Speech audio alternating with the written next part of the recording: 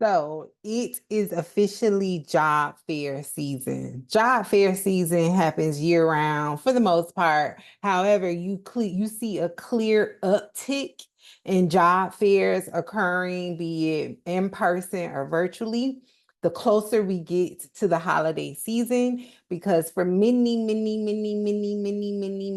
industries and organization types, this is the busiest time, or like for social service agencies, August, July, between July and October, depending on where you live and who they're being funded by, is the flow of new money. It's the start of the new fiscal year. So there is an abundance of jobs opening that need to be hired quickly. Many of them are full-time permanent. Some of them, for the most part, depending on the industry that you're targeting, may be temporary, may be seasonal. However, I want to record this podcast episode, this video for you to give you a strategy. Y'all know I'm all about strategy. Give you a strategy about attending job fairs. So, hey, my name is Marthea Pitts. I'm known on the social work streets as the MSW coach. I help social workers make the pivot from case management work to macro social work jobs. If you don't know what macro social work is, no problem. Macro work is work that's done on either the state level, maybe even the grassroots level, depending on what the work is, on the state level, the national level, the international level. And it's work where you are not doing direct service work. You're working on systems level issues. So what I specialize in is helping social workers make the pivot from case management to macro level work, doing work that infuses the things that they're most passionate about, inside and outside of work. That includes like personal hobbies, interests, things like that. It includes populations and issues that you're most passionate about, because for the most part, many social workers who are working in their case management work, the typical jobs where social workers work, they're not necessarily doing fully aligned work. So I specialize in helping social workers do that. And as of today, I've helped well over 170 plus social workers make the pivot using just their degree and their case management experience. It did not require them to network. It did not require them to conduct informational interviews. It did not require them to take leadership roles or have leadership experience. It did not require them to go back to school. It did not require them to live in a major town or city. It did not require them to do grant writing. It did not require them to do advocacy. It did not require them to volunteer. It did not require them to take a demotion. You get my point. Those were many of the myths that float around on the social work streets. Also, it did not require them to have a license. So if you want to learn more about how I help social workers make the pivot from case management to macro social work, click the link down in the description. Visit Macro and Paid. Grab my free e-course. It's the perfect place to start to learn about what macro jobs are, what they entail, what they look like in a job market. I even give you salaries, because I know y'all love to talk about that. I throw in some job titles. I'll talk about the industries and organizations that do macro level work. It's everything that you need to get you a win. Start there at macroandpaid.com. So let's jump into it. One of my macro social work career incubator participants, clients, reached out to me asking about a strategy to attend a local job fair. If you don't know, I created a new short-term way to work with me. It's a 5-week group career coaching program called a macro social work career incubator. It's a 5-week program where I teach you all of the fundamentals to learn how to navigate this ever-changing job market. Because if you are wandering through your career thinking that your degree equals a job, you're going about it all wrong. So I have a 5-week program. I'm currently on cycle 1, but officially it's cycle 2, because I beta tested the program back over the holidays, and all 4 of my participants in that cycle of it, the beta program, got macro jobs. And so now I'm running it back. I will offer it every 5 weeks. You can click the link down in the episode description, learn more about the incubator, join. It's open, it's available. The next cycle will be starting soon whenever you're listening to this podcast episode. So one of the participants reached out to me. Hey, I told you I was going to record your episode. She was so excited. And I want to give a strategy. So I wrote it out, and then my hands started hurting. The byproduct of living in a world of tech, my hands started hurting. I'm like, just record right there. Okay, so I first want to say this. As you know, I like to give context. I don't just throw stuff out there and then you running in the wind with a piece of information. I want to say that one is job fair season. I talked to you about that. But also, I want you to be fully aware. Notice the pause, right? There are good and bad job fairs. So I want to give you that forewarning in case you run up on, and this isn't for the person that requested this question, this is for everyone. This is why I'm recording it rather than just responding to them directly. Just in case you run up on a bad job fair. When I say bad, it's unfruitful. Everybody's been to a job fair like that, where at least one time where you go there and then you go from table to table to table to table. This is real. This is a real issue in higher education where they have career fairs, job fairs for the students, and you go from table to table to table, and everybody tells you, well, technically we're not hiring right now, but we'll take your resume.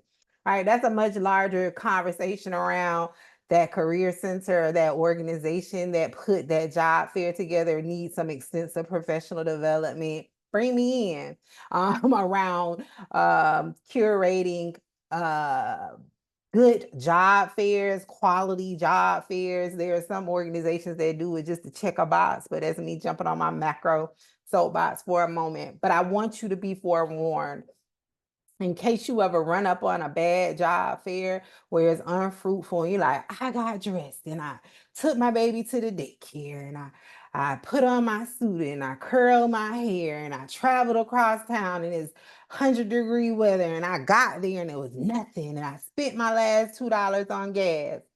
Yes, that's horrible that it happened, but please, please don't let it detour your job search. Don't be dismayed by that situation, right? I want to give you that forewarning. I'm telling you now, it's very real. It's a real situation. It happens sometimes. It's okay. I know it took a lot for you to get there, but I want you to carry this in your toolbox. Keep going. Don't let that stop you. Don't get discouraged and then just be like, the heck with this job search and I'm going to stop.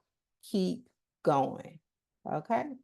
All right, so I came up, at first I was gonna list them out individual, my hands started hurting, I started combining them together, but I'm gonna give you a strategy, right? Because I love a strategy. I don't want you out here in this job market running in the wild like a wild person with no plan. You just running from pillar to post and you don't know what you're doing, you just piecemealing it as you go. I always give you a strategy, okay? So the first thing is, because it's officially job fair season, and even if it wasn't, I want you to create alerts. I was on a call today, and one of the questions from the attendees, it was a pre-registration event for an upcoming job fair. This is how I stay in the know. I keep my ear to the ground, right? Even though I'm not actively looking for those types of jobs, I like to pop up in places to see how organizations are doing things. I like to see what the buzz is around the job industry. This is how I stay in the know in my area of expertise around workforce development and helping people get good quality, good paying jobs. So one of the attendees on the call asked a question about, how do I know when other job fairs are being offered in my area? Right. I was like, oh, okay. So people don't know. So one of the strategy I want to give you, which is completely different than what the people didn't really give a solid strategy, but that wasn't my thing. It was just me observing. The strategy I want to give you is, I want you to create alerts. I'm gonna tell you how, because I never just tell you the thing without telling you how to do it. Right? I'm always gonna give you what you need.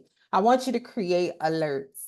I want you to create alerts to monitor when job fairs are happening in your area, right? Because for the most part, most organizations, most companies, most industries, they will advertise their job fairs on the news. Does the newspaper still come out? I don't know. I know people read the electronic version. Like I glance sometimes at the Wall Street Journal, but like the local news, does it still come out?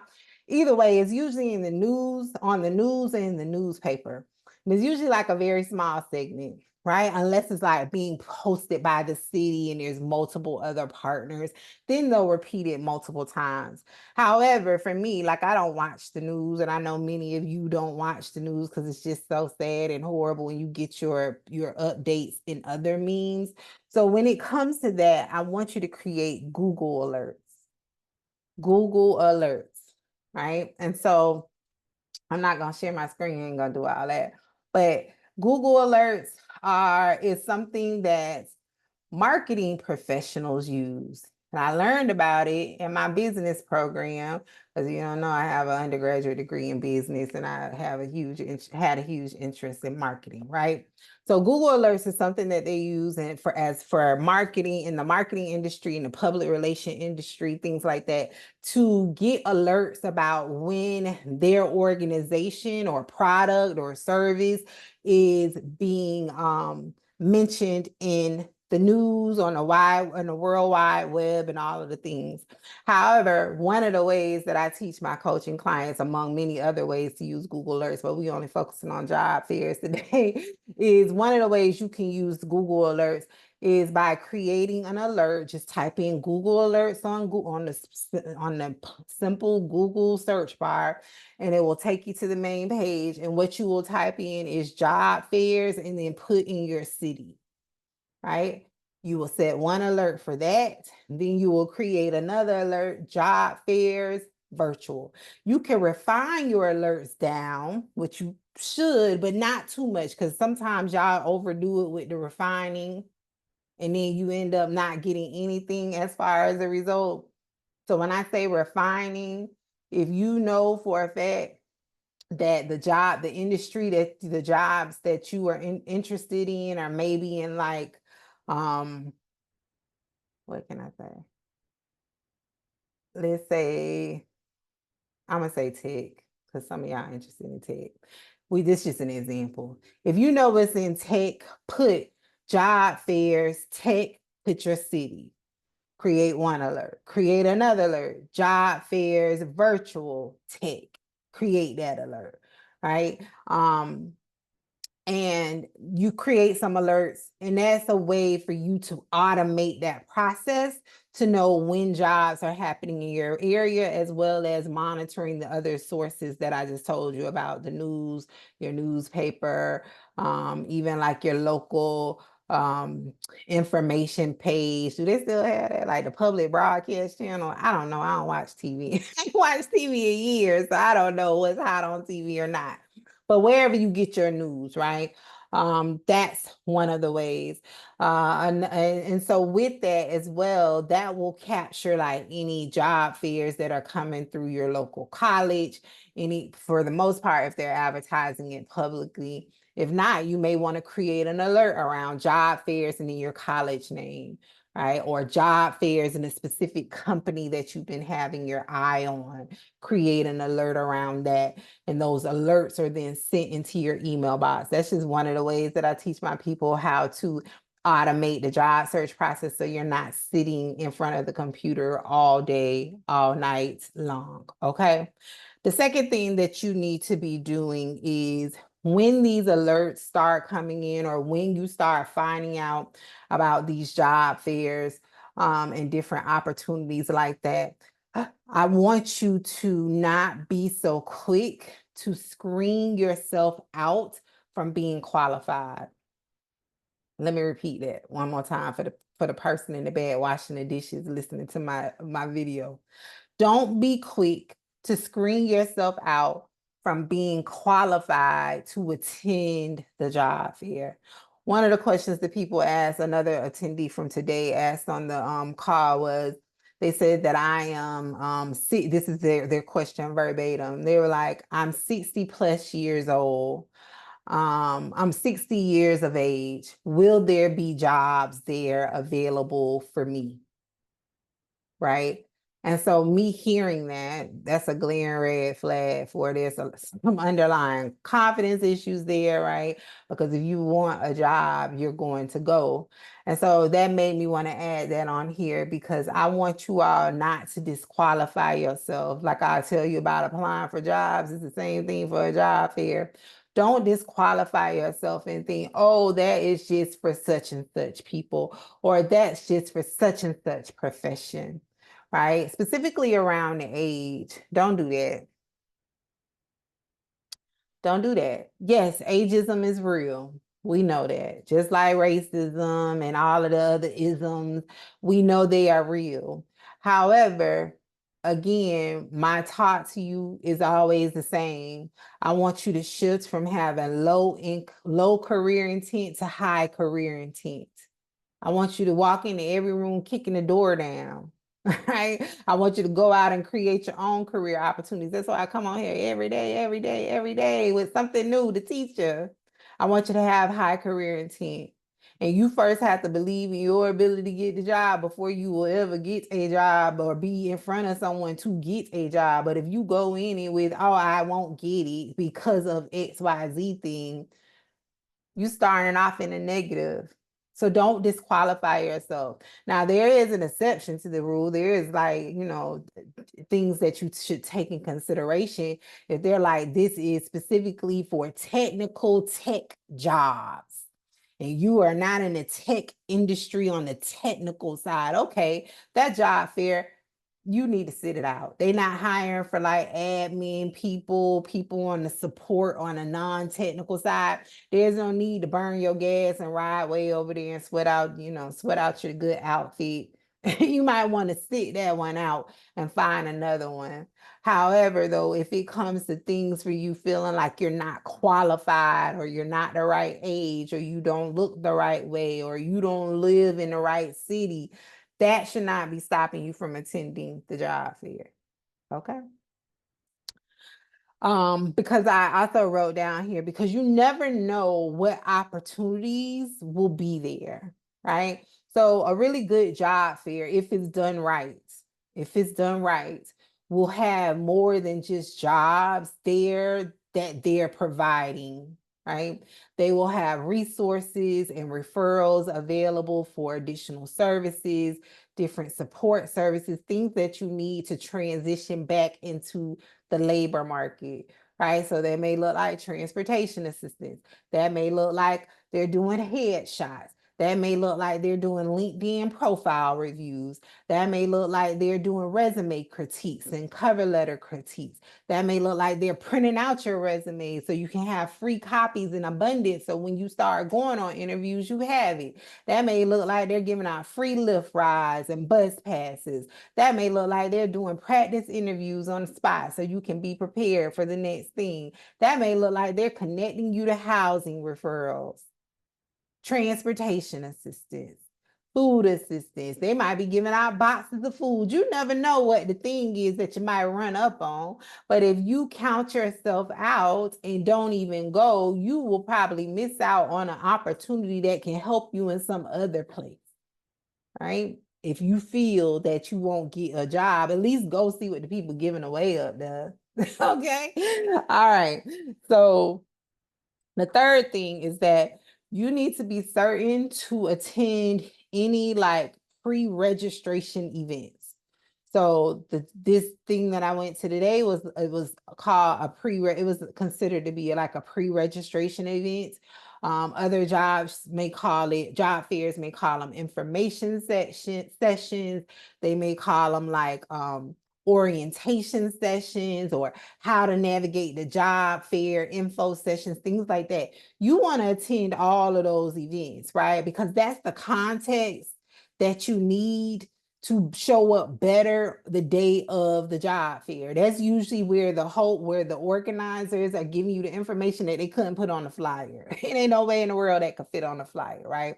So you want to attend some of these job fairs. They actually are there giving you tips and strategies around how to navigate the actual room, on how to update your resume, on how to write your resume, on what you should wear and what the expectation is and what the flow of the schedule will be, right? So you want to attend those events to get as much information as possible to better prepare yourself the day of the job fair. So you're not all over the place in your nerves because you don't know or understand what's going on. And then you're running in there a hot, sweaty mess because you parked on the other 5 streets away when the people told you in the pre-registration meeting that you could park on the side of the building. Like, you want to go to those events because that's the contextual information you need to show up better that day and to really have an effective job fair visit.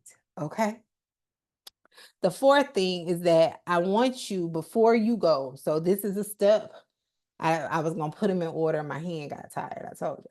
So like I was saying, somewhere at the top, once you get the alert about the job fair, you put it on your calendar and you say, this is what I'm going to attend. I'm going to attend this job fair.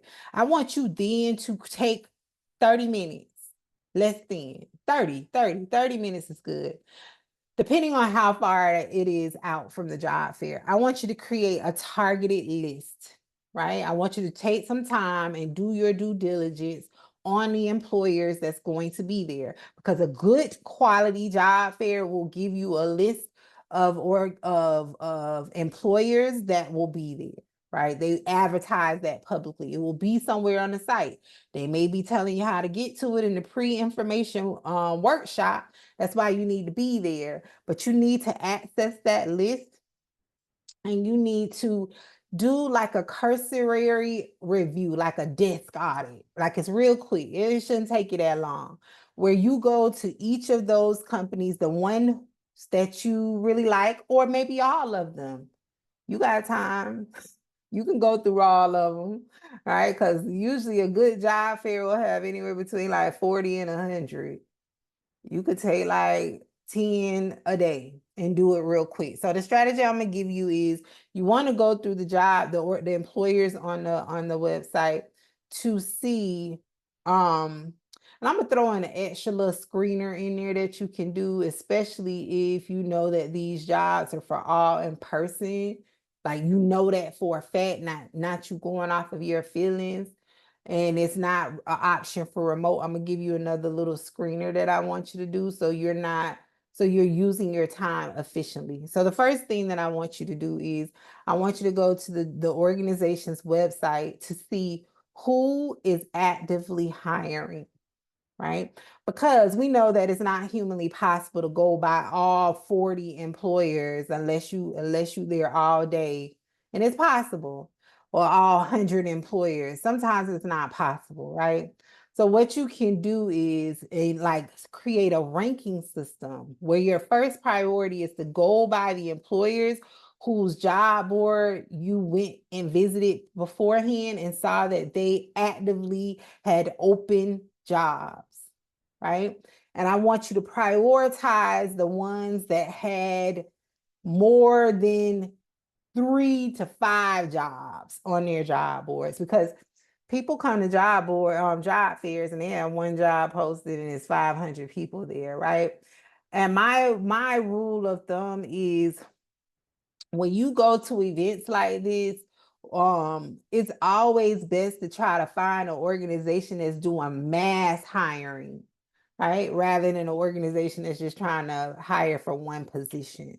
So I want you to go to the organizations or the departments, if this is with a specific large organization, for my social workers, social service workers.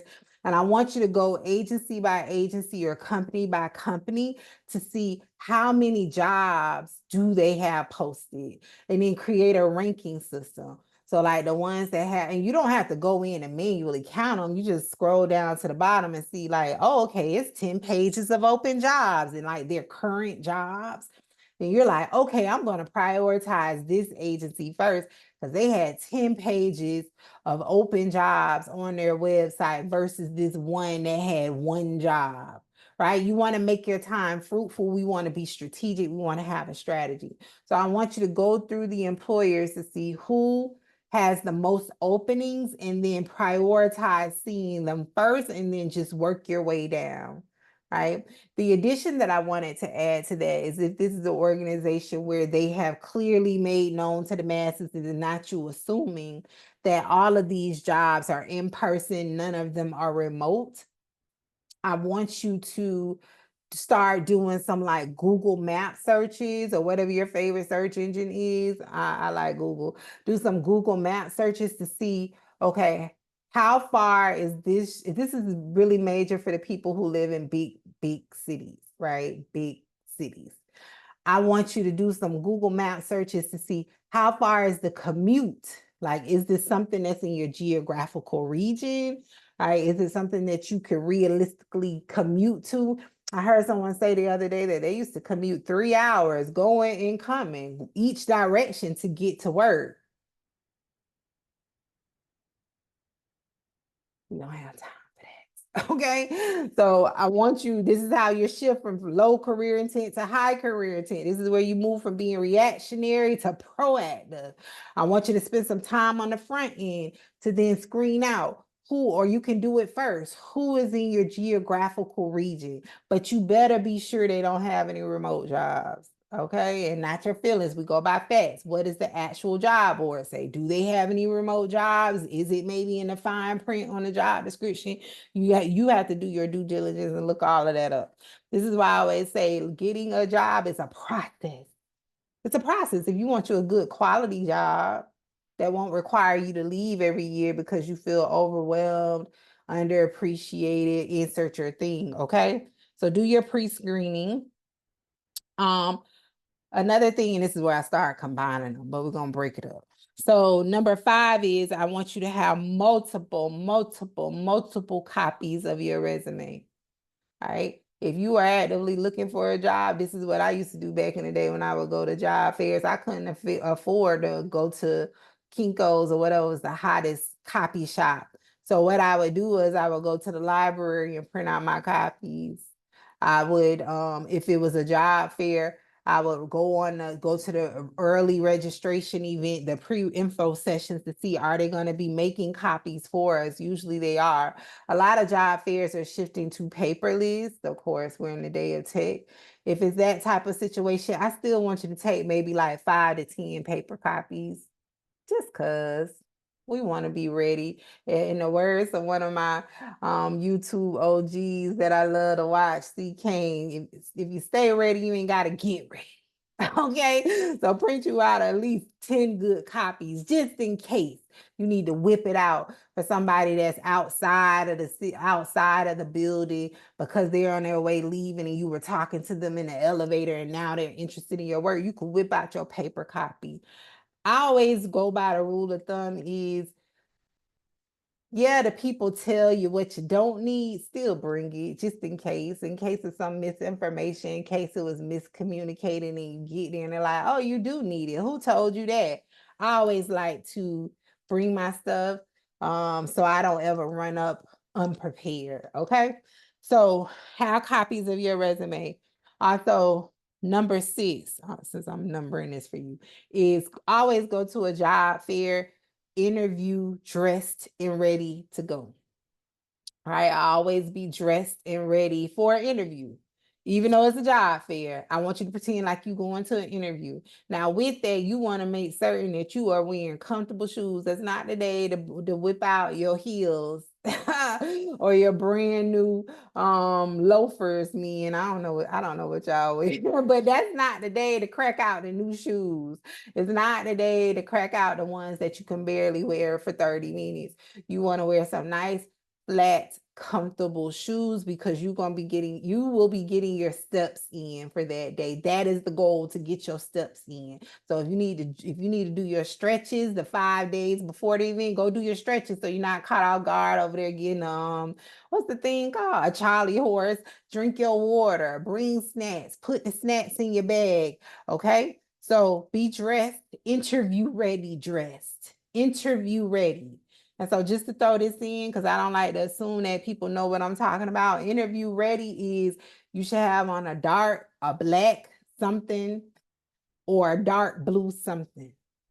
All right. I know we love to show our creative side, but right now we need a job. Once you get the job, you can come there and be as creative as you want to be. Give the people the representatives just so you can get the job. Okay. Then you could come in there and bust in with your yellow dress because y'all know I love yellow. But for the interview, I'm going to come with my black, simple dress. I call it my get money dress. I'm sure y'all heard me talk about it on the podcast episode. I have a black dress that gets me jobs. I've been wearing it for the last 12 years. It's too big now, but I still put it on as my get money dress, right? It's a dress that moves with me. I know I can sweat in it. Ain't nobody gonna see my sweat stains. I'm not gonna be uncomfortable because I'm tugging and pulling it all day. It's none of that. It gets the job done. And when I put that dress on, I'm gonna get the job. Okay. So if you had to wear the same thing to every interview, do it. Get you one tried and true outfit. I bought that dress years ago from Ross for less than $15. I'm sure of it because that's when my budget was real small, less than $15. And that dress has held up. It faded a little bit, but it's still black, right? So for my fellas, wear you a black shirt. You ain't got to wear a full suit, but be business. I want to say casual. You could be business casual. Have you on some khakis, have you on some pants, have a polo collared shirt on, have you on some flats. If you don't have like no dressy shoes, you could put you on some like black shoe, tennis, sneakers, whatever the thing is, whatever's hot, right? Wear that. My women wear a skirt, wear a dress. Again, wear something that's comfortable and cool and easy for you to move and navigate in. That's it. You don't have to wear a tie. You don't have to wear makeup. I don't care what the people tell you. You don't have to do any of that. Just wear something that's comfortable, but be interview ready. Right. And if you're like, Martha, I don't know what business casual is. If you will wear it to church, you could wear it to an interview. Let's put it at that. Okay. So be interview ready. Also, I want you to have your elevator speech ready, right? How are you going to introduce yourself to the recruiter, the hiring manager, whomever is standing on the other side of the table? Because if you're just walking up saying, hey, my name is so-and-so, that's not going to get the people attention. So I want you to have an elevator speech ready. That's where you're talking really briefly. People had their rule of thumb, less than 30 seconds, things like that, around like why you're interested in their organization, more so from the angle of what makes you qualified to work for them, right? And you can put your own little spin on it.